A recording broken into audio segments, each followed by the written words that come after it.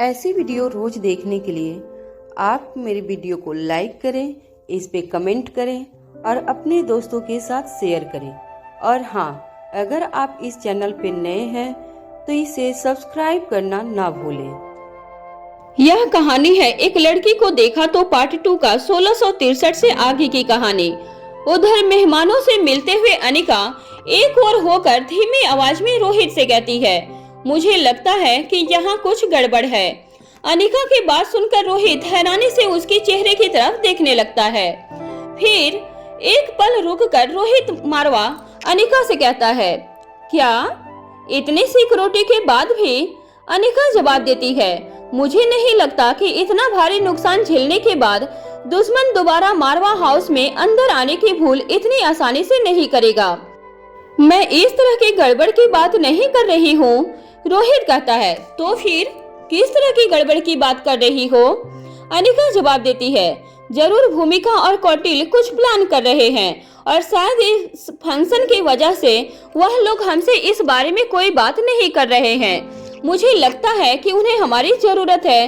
हो सकता है कि उन्हें अब तक अगली लीड मिल गई हो, लेकिन इस पार्टी का मजा खराब नहीं करना चाहते हैं वह लोग।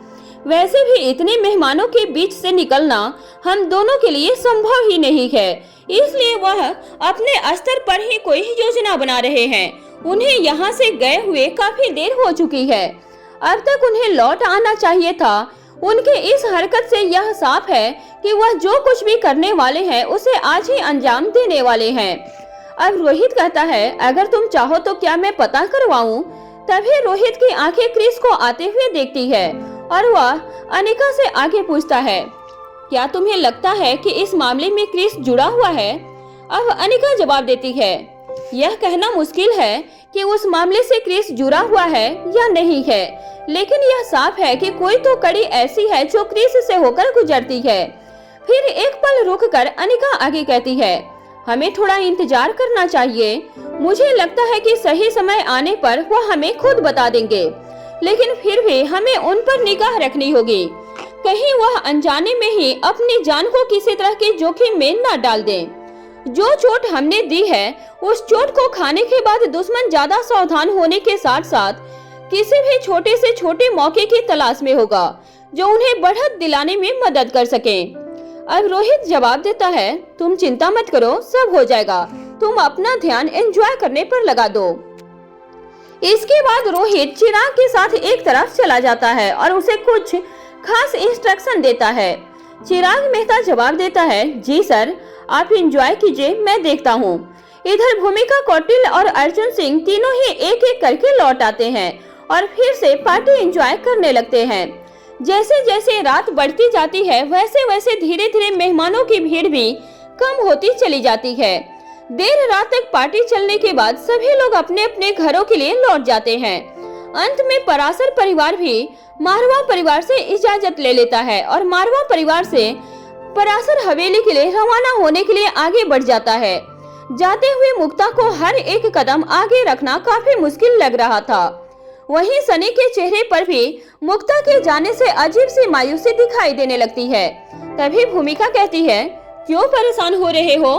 कहो तो कल ही तुम्हारी शादी कर दें, फिर न बिछोड़ना होगा और न ही बिछड़ने का दर्द होगा। भूमिका के ऐसा कहने पर सनी के मुंह से झट से निकलता है, नहीं नहीं, इस बार ऐसा मत करना। यह सब सुनकर वहां मौजूद सभी परिवार के सदस्य हंसने लगते हैं।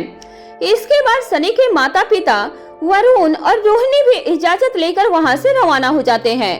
अंत में गुलेरिया परिवार भी मारवा हाउस से जाना चाहता था कि तभी श्रेया ओंकार को छेड़ने के अंदाज में कहती है, क्या शादी तक मारवा परिवार में ही रुकोगे या वापस गुलेरिया हाउस चलने का भी कोई प्लान है? श्रेया की बात सुनते ही सभी हंसने लगते हैं। ओंकार यह सुनते ही पहले सब पका जाता है और फिर उसके बाद अनिका की तरफ देखने लगता है, क्योंकि मारवा हाउस में रुकने का आदेश उसे अनिका और रोहित से ही मिला था, इसलिए उनकी इजाजत के बिना यहाँ से जाना उसके लिए उचित नहीं था। अब अनिका मुस्कुराकर श्रेया की तरफ देखकर जवाब देती है, कुछ दिन और इसे यहीं रहने दो। वैसे भी बड़े दिनों के बाद जाकर दोनों के बीच बातचीत शुरू हुई है, कम से कम गिले शिकवे मिटाने का मौका तो दो। अब नंदिनी मजाक में ओंकार से कहती है, हाँ हाँ रुक जाओ, कुछ और दिन यहीं रुक जाओ, उसके बाद तुम दोनों को साथ में गुलेरिया हाउस लेकर जाएंगे।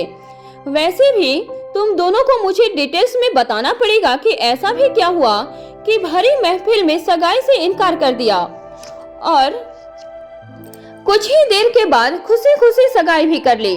तुम दोनों को मैं इतनी आसानी से माफ करने वाली नहीं हूँ। नंदिनी की बात सुनकर एक बार फिर से सभी हंसने लगते हैं। इसके बाद गुलेरिया परिवार भी मारवा हाउस से रवाना हो जाता है। श्रवण और शकुंतला भी अपनी गाड़ी में बैठकर पूरे परिवार के साथ ही बाहर की ओर निकल जाते हैं। इसके बाद मारवा परिवार के अन्य सदस्य भी अपने अपने कमरों की तरफ चले जाते हैं। तभी अनिका सनी, ओंकार और प्रीति को भी जाकर आराम करने के लिए कह देती है। वह तीनों भी वहां से चले जाते हैं, लेकिन अंजलि मल्होत्रा और बाकी मल्होत्रा परिवार अभी भी मारवा हाउस में ही था।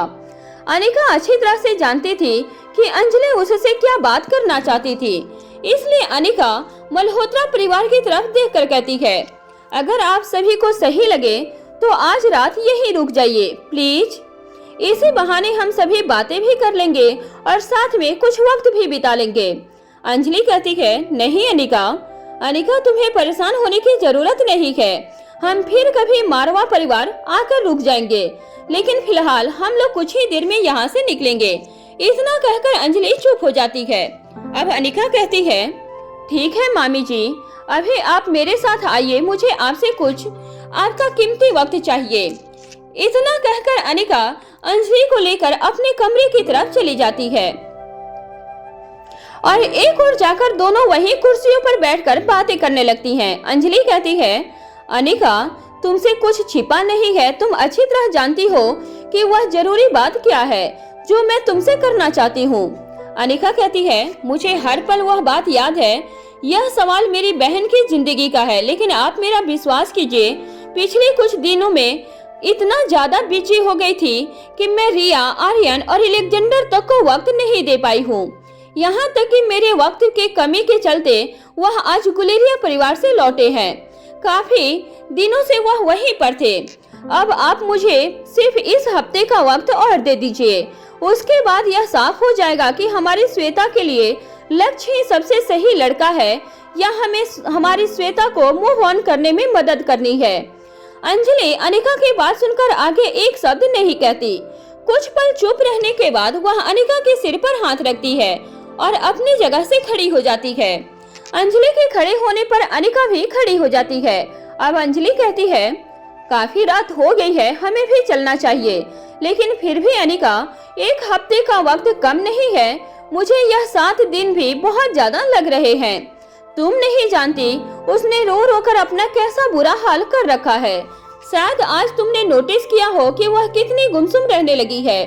अंजलि जो कह रही थी वह अनिका की आंखों से छिपा नहीं था। अनिका ने बड़ी ही आसानी से इस बात को महसूस कर लिया था कि श्वेता यहाँ आई जरूर है, लेकिन उसके चेहरे पर रहने वाली खुशी वह कहीं पीछे ही छोड़कर आई है।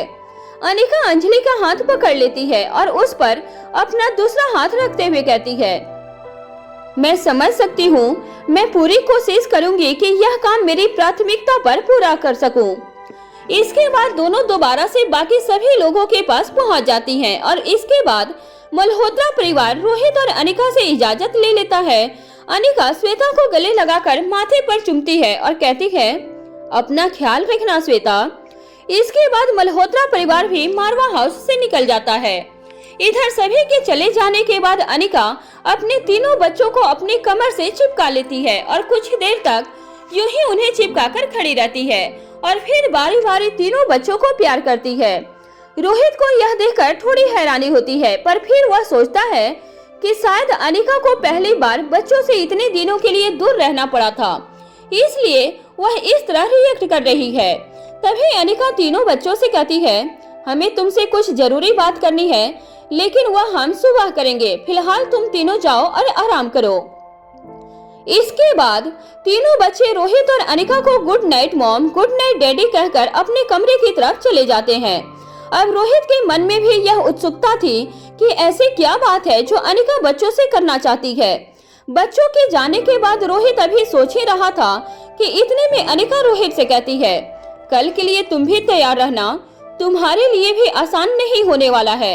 यह सुनकर रोहित की हैरानी और बढ़ जाती है, लेकिन सुबह का इंतजार करने के अलावा उसके पास भी कोई चारा नहीं था।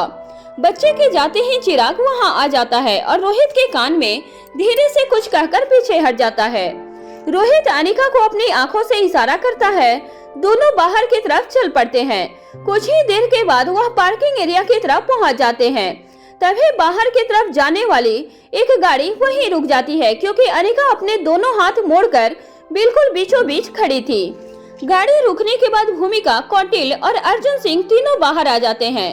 अब अनिका भूमिका की तरफ देखती है। भूमिका कहती है, फिलहाल हमें जाना होगा, इससे ज्यादा देर यहाँ रुकना ठीक नहीं होगा, हमें देर हो जाएगी।